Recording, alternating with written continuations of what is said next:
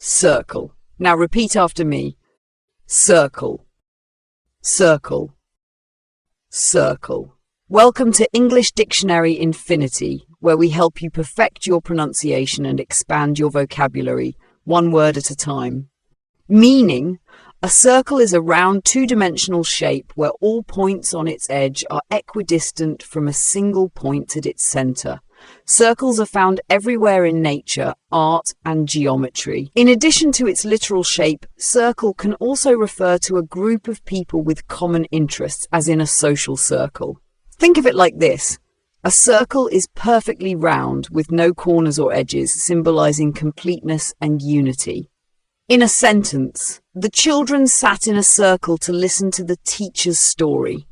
Here, circle refers to a round shape made by the children sitting together. Let's try another example. She joined a new circle of friends who share her love for painting.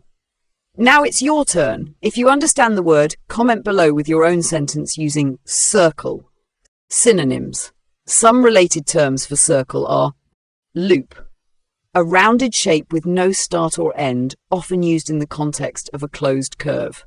Ring, a circular shape, especially one that's hollow or has an empty center. Antonyms, the opposite of circle, would be square, a shape with four equal sides and right angles.